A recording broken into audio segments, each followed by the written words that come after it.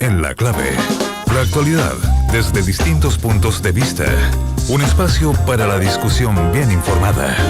El Mostrador en La Clave. Con el equipo de El Mostrador. Estamos de vuelta con el panel que tenemos con El Mostrador. Está Santiago Escobar acá, director de análisis y estudio del Mostrador. Mirko Macari debe estar ahí, a punto de llegar. Santiago, me encantaría poder conversar contigo antes de que llegue Mirko, porque ahí nos metemos en la médula, pero me gustaría, porque tú has tenido experiencia afuera y conoces la cosa afuera. ¿Cómo interpretas tú lo que pasó en Venezuela, donde de pronto el Parlamento es de alguna manera allanado, o más bien, más que allanado, se le coloca un interventor, que es el Tribunal Supremo de Venezuela, y bueno, queda la crema, pero lo raro en un gobierno de Maduro, donde por lo menos él trata de hacer que pensemos que su gobierno es de cosas irreductibles, da marcha atrás y vuelve 3 días después. Yo creo que es primero técnicamente un golpe de Estado. La disolución de cualquier Congreso, porque uno puede imaginar cualquier tipo de democracia funcionar, pero sin Congreso, sin Parlamento, no hay una democracia, hay un gobierno autocrático. Y yo creo que técnicamente fue eso. Y luego es un tema de correlación de fuerzas. Yo creo que están divididas las Fuerzas Armadas. Yo creo que además el chavismo está dividido.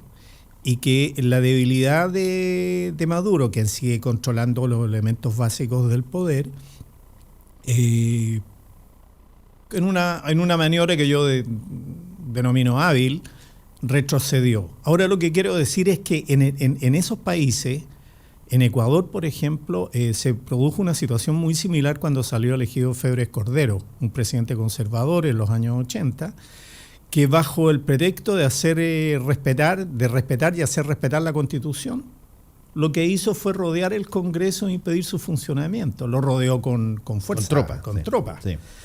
Entonces, pero esos todos son o intentos de alzonada o técnicamente golpes de Estado, y yo creo que no hay una doble interpretación. Ahora, Maduro hábilmente da un paso atrás y, ¿no es cierto?, dice, mire, los llamo a reconsiderar, yo no tengo nada que ver con esto, ¿no? Pero es muy poco creíble realmente.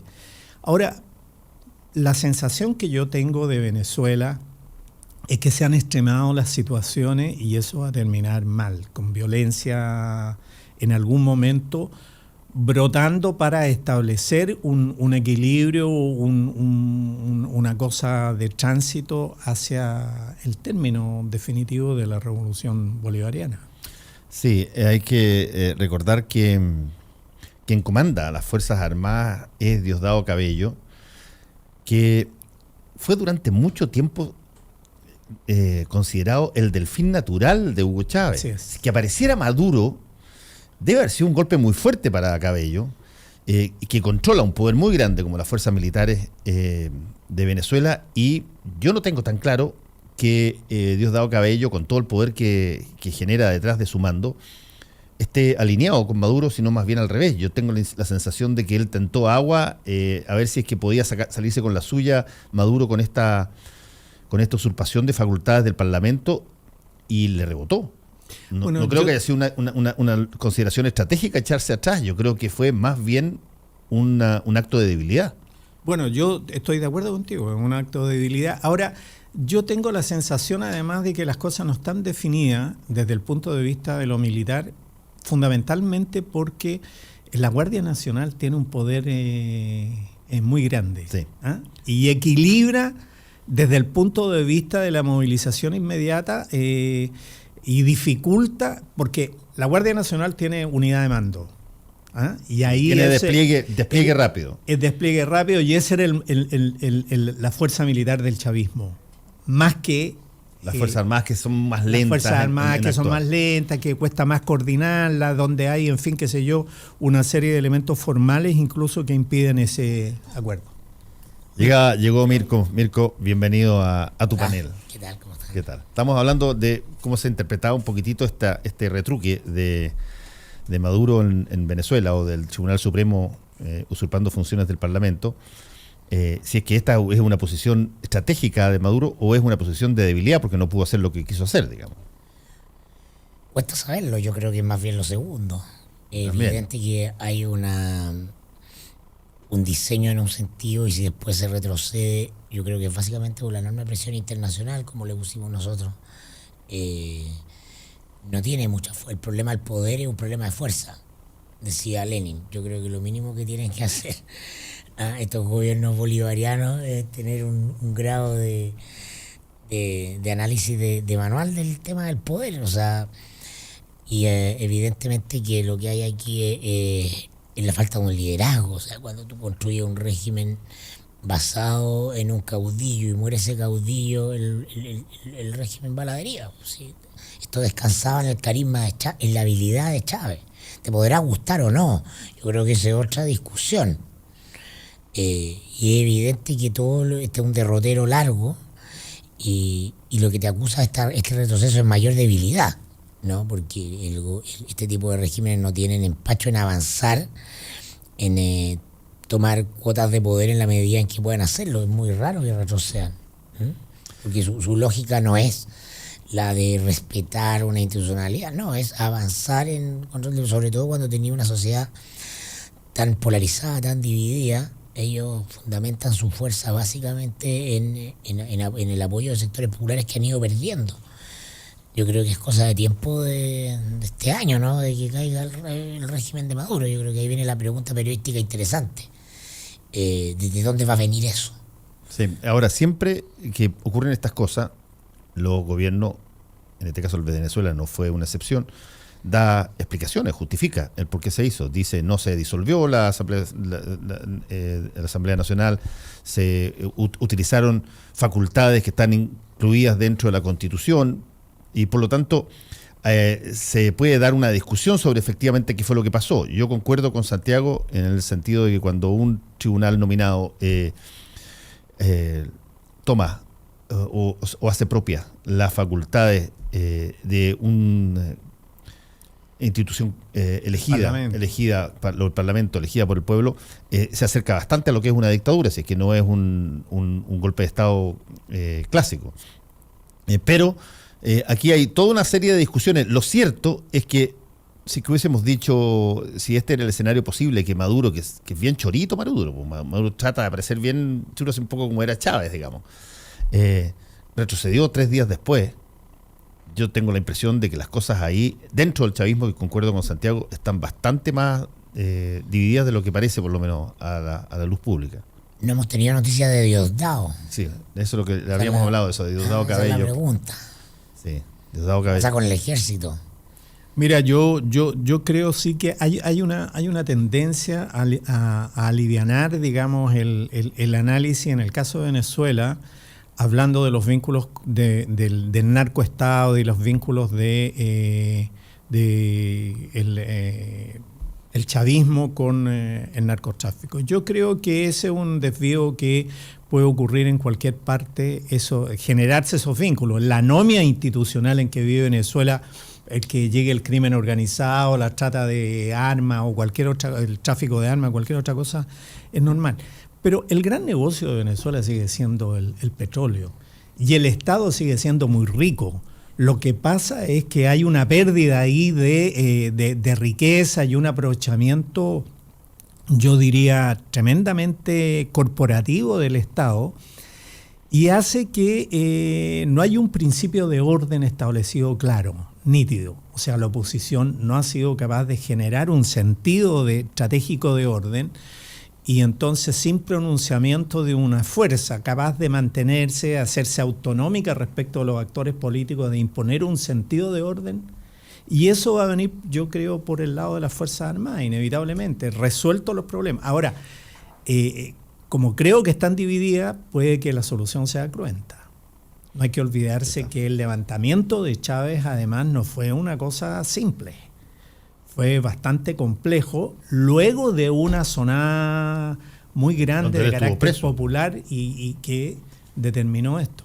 El otro personaje clave ahí es Vladimir Padrino López, ¿no? Que es el ministro de Defensa y quien tiene, según los analistas más entendidos, una suerte de triunvirato con Maduro. Maduro no gobierna solo, no lo hacen Diosdado, López y Maduro. Yo creo que van a desaparecer todos esos personajes de la escena.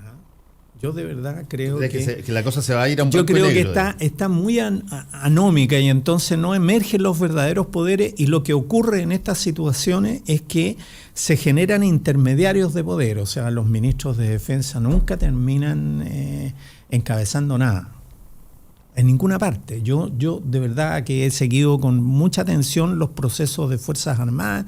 En general los ministros de defensa son un puente, tratan de componer y son árbitros, pero a la primera de cambio incluso los comandantes en jefe vuelan. Son los estados mayores, son los cuerpos los que resuelven, y habría que ponerle ojo a qué es lo que está pasando en el Estado Mayor de la Fuerza Armada Venezolana, en el nivel más inmediato de la Guardia Nacional, que son los que tienen los mandos de tropa y los que definen las situaciones de poder en una nómina tan institucional como es. Los invito a volver a Chile y a ver si podemos, a otro golpe blanco. a otro golpe blanco. Nos estamos refiriendo, claro, humorísticamente, a lo que pasó en el Partido Socialista, donde se decidió que no iba a haber consulta interna para sus candidatos, y se da la paradoja de que los dos candidatos que son militantes socialistas y que iban como militantes del Partido Socialista en las precandidaturas presidenciales, José Miguel Insulza y Fernando Atria, se bajan y quedan las opciones básicamente de puros candidatos que no son militantes del Partido Socialista, para el partido que, por lo menos, si es que tomamos el refichaje como una norma, es el que parece más grande de la nueva mayoría. Parece casi un sinsentido, digamos, una cosa ilógica. Mirko. Yo creo que ese hecho que se va a destacar mucho, que es que sea el partido con mayor cantidad de militantes inscritos en un proceso complejo de refichaje, los partidos donde están llegando al límite, ¿no? Los partidos para cumplir el mínimo con el cual se tienen que refichar. No, ningún partido está holgadamente por sobre el mínimo, salvo el Partido Socialista. Es un dato que tiene que ver con que el PS gira a cuenta, yo creo, del nombre de Allende y lo que representa en la historia. Es un partido enraizado en la historia. Sin embargo, dicho lo anterior, es a la luz de estos hechos un partido también en su aparato de poder interno muy naturalizado en las lógicas cupulares de la transición. La jugada o este diseño de la decisión en grupos pequeños que son controlables, donde se pueden hacer negocios y se pueden arreglar las cosas, es también un signo de la decadencia del Partido Socialista y la descomposición en general del sistema de partidos chilenos, el fin del ciclo político. Ahora, esto es bien notable en el sentido, yo creo, de mostrar la incapacidad de leer un signo esencial de este tiempo. Y esto lo escribía mucho Jorge Navarrete en su columna en La Tercera, ¿no? La forma es el fondo. Cuando tuvimos la discusión sobre la Asamblea Constituyente, ¿no? Que fue lo que más crispó el debate constitucional, no el derecho de propiedad, por ejemplo, no otras cosas sustantivas, tiene que ver con que efectivamente la manera en la cual tú accedes a una decisión es lo que la legitima o no, más allá de cuál es la decisión.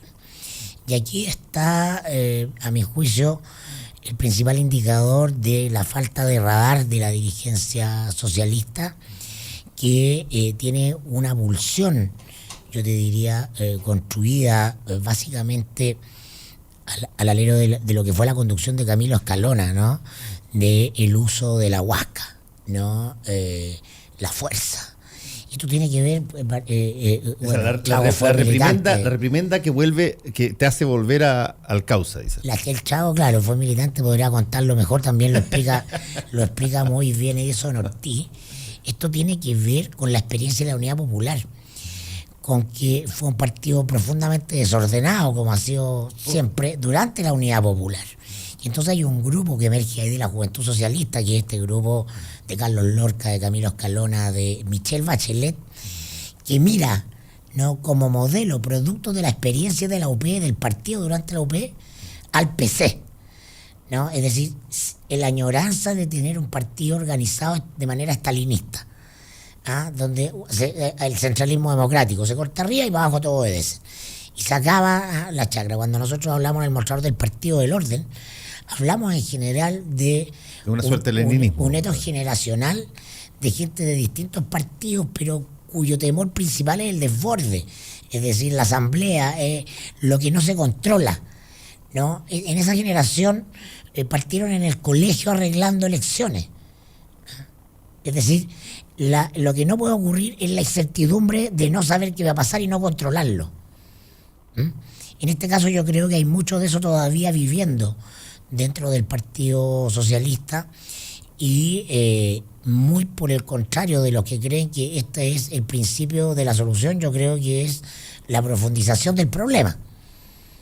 Es decir, Atria o la gente que representa a Atria puede tomar una decisión que es quedarse en el partido, no van a ser expulsados, ¿no? Y apoyar a otro candidato distinto al del partido, ¿no? Mostrando que el cumpleaños de mono se acrecienta y no disminuye. Es decir, el que efectivamente llegásemos a una situación en el Partido Socialista en que ninguno de los dos candidatos internos se presenta, se toma la peor solución, y es sacarlos por secretaría en definitiva. Sí, porque ambos dijeron que esto iba a ocurrir si es que no la había peor una solución, consulta. no para Mirko Macari ni para Fernando Paulsen, la peor solución a la luz del tiempo que estamos viviendo. Sí. Santiago. Bueno, como dijo Mirko, yo fui militante socialista hasta el año 2010, 46 años, y renuncié por muchas razones, entre otras por esta, ¿no? Yo tengo cosas escritas antes, fui director ejecutivo del Instituto de Igualdad, por lo tanto conocía bastante la vida interna, y yo sostengo, hay un artículo mío que está borrado de los archivos de igualdad, pero que circula en internet, que se llama El Partido Socialista, un partido de redes, donde digo que el Partido Socialista nunca, jamás, en sus elecciones internas ha terminado de contar los votos. Nunca. Llegan hasta el 75% y de ahí para adelante todo un ajuste. Yo creo que José Miguel y Atria experimentaron en carne propia, menos Atria, porque Atria es muy reciente llegado al partido en realidad, pero José Miguel, que ha sido parte de la élite política del Partido Socialista y que ha administrado el poder y la corrección del poder sobre el Partido Socialista, sufrió en carne propia lo que es el cambio de los procedimientos sobre la marcha. Eso es el Partido Socialista, un conglomerado de gente que tiene algunas con ideas, en fin, en su origen era una serie de grupos que tenían ideas sobre el Estado, la política, doctrinarias incluso muchas de ellas filofascistas. ¿Ah? No hay que olvidarse que Mussolini era socialista, y entonces las milicias socialistas están en el límite, ¿no? Y hemos visto algunas fotos de Salvador Allende también vestido de miliciano, que era muy parecido a las cosas de las SS, en fin, estoy diciendo cosas que son para los socialistas muy difíciles de discutir. Pero entonces, en este caso específico, lo que yo creo es que el Partido Socialista ha desembocado, después del ejercicio del poder dentro de la concertación, en una suerte de una sociedad, una cooperativa de administración de poderes económicos y políticos. La supuesta mesa o la gente que ayudó a Álvaro Elizalde, que me parece una buena persona, en fin, qué sé yo, bien formado, etcétera, que viene de las corrientes cristianas, además era izquierda cristiana él.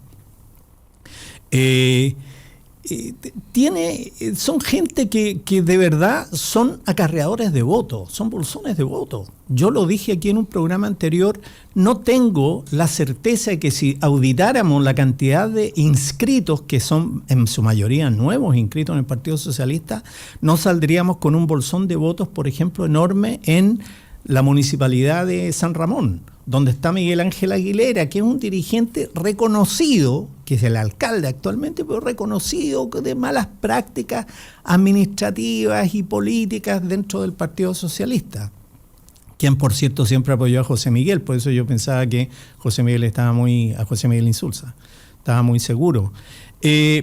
Pero Bermúdez, por ejemplo, son dirigentes que no son dirigentes, son acarreadores de votos, son juntadores de votos, y entonces esto ha sido un maridaje entre la administración administrativa del poder ¿ya? Gente que ha ocupado cargos en el Estado y un conjunto de gente que administra votos.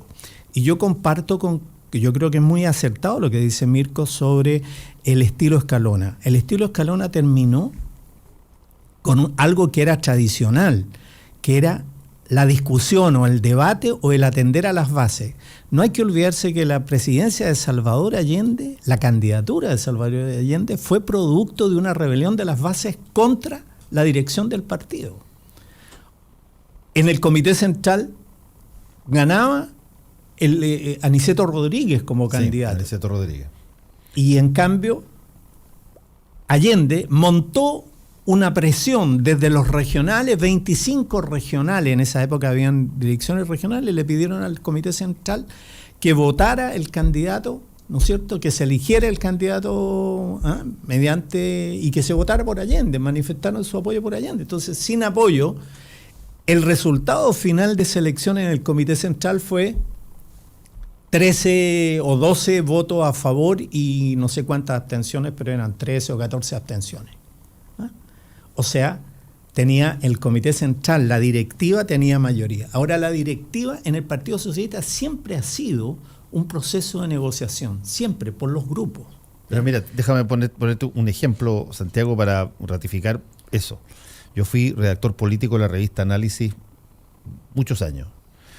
Y yo me tenía que entender cuando tenía que hablar con el Partido Socialista, porque así cada uno de ellos venía con 7 distintos partidos socialistas. Sí. Cada uno de ellos tenía el apellido de quien era su líder de ese momento. Era el Briones, Mandujano, Núñez, Gutiérrez, en fin. Los suizos. Era una cosa, y todos buscaban, y eran una parcela que tenían, qué sé yo, cooptado un espacio chiquitito de poder, pero se colocaban el timbre de Partido Socialista con un apellido, y era bien complejo, a diferencia, por ejemplo, de los comunistas o los demócratas cristianos, que cuando se desgajan se genera un hito, es un hecho. Cuando el MAPU sale de la democracia cristiana es un acontecimiento nacional. Cuando sale la izquierda cristiana, Radomiro Tomic los mira y les dice: hijos de Satanás que así acuchillan a Dios. Esa fue la frase que dijo Radomiro Tomic, porque las cosas son muy improbables en esas cosas. Lo mismo cuando el Partido Comunista, que no se producían desgajamientos, ellos expulsaban. Entonces, cuando ellos expulsan a alguien, era un hecho grande. Aquí no, era cosa casi cotidiana de todos los días. Y se cambian de un lugar a otro. Yo lo que quiero decir es lo siguiente: detrás de Fernando Atria, con quien yo tengo mucha simpatía, habían intelectuales, gente buena del Partido Socialista, exterceristas. Por ejemplo, Ernesto Águila, para mí es uno de los mejores columnistas que hay en la plaza, un tipo muy bien formado y además muy honesto desde el punto de vista de su planteamiento político. Bueno, él estaba con Atria y forman parte de esta nueva, de esta izquierda socialista que salió inmediatamente a contestar. Pero no va a tener, como dice Fernando, la trascendencia, ¿no es cierto?, de la división. Va a pasar lo que señala Mirko, es decir, va a haber un desorden controlado. Y aquí, ojo, esta es una operación de Lagos. O sea, lo que pasó en el Comité Central es la fuerza todavía de Lagos dentro del PS. Es la capacidad de revertir una decisión que se tomó de hacer una elección de candidatos con candidatos propios dentro del partido. Hoy día está puesta la mesa para que... ¿Tú crees que el Partido Socialista va a adherir a Lagos? Lo más probable es que se haya... Y no a Guille. Yo creo que ahí, y detrás de esto, estará mi amigo Marcelo Chilling, ¿no es cierto?, que es un gran operador político, no aparece en ninguna parte, pero yo diría que en una conversación, Marcelo casi me anticipó esto. Yo no le creía mucho, yo creía que la cosa era sin reversión. Me dijo: no, hay un cambio de directivas, en fin, qué sé yo. Y con su manera de ver y de conocer el partido, bueno, se está produciendo exactamente lo que me dijo. Mirko. Efectivamente, es un veranito San Juan para Lago, y yo te diría un respiro para Máximo Pacheco. yo supe que, el objetivo de que Pacheco fuera el jefe de campaña de Lago, entre otros, era muy fundamental que en una primera instancia lanzada la candidatura a Lago, el PS se cuadrara con Lago, y eso no ocurrió. Pacheco tenía una sobrevida bastante inexplicable como jefe de campaña Lago. De hecho, yo supe que le ofrecieron, sondearon para el cargo de jefe de campaña Lago al senador Felipe Arboe del PP, lo que te habla de lo mal que estaba viniendo Pacheco.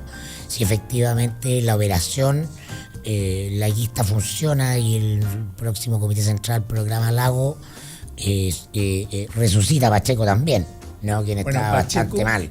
Pacheco tiene una amistad y un conocimiento muy antiguo con Camilo Escalona. Eso explica la adhesión de Camilo Escalona. Y relaciones familiares. El vínculo de Pacheco, de Máximo Pacheco con Camilo Escalona es muy estrecho. Bueno, por eso la hija de Pacheco se fue a trabajar de jefa de gabinete de Alewi, que es el gran operador del escalonismo. Ahora, a mí me gustaría decir una cosa. Yo, por suerte, sí, para terminar. Yo creo que esto del PS va a influir en el resto de la alianza en lo siguiente. Yo tuve la suerte ayer, Ramón Briones, con quien tengo una muy buena relación de amistad, me envió una copia. El Demócrata Cristiano. Me envió una copia de la carta de una respuesta que le hace Renán Fuentealba, que es el histórico que va a cumplir 100 años ahora el 19 de abril, y que es uno de los históricos que queda dentro de la DC, y un histórico moral además por la trayectoria. Firmador de la Carta de los 13. De la Carta de los 13, donde le dice que, habida consideración de lo que está ocurriendo entre los aliados, la democracia cristiana no tiene otro camino que ir a la primera vuelta. Y yo creo que esta coincidencia, esta visión de ir con un candidato a primera vuelta, es decir, este juego del Partido Socialista, empuja a los demócratas cristianos a una primera vuelta. Así, ¿eh?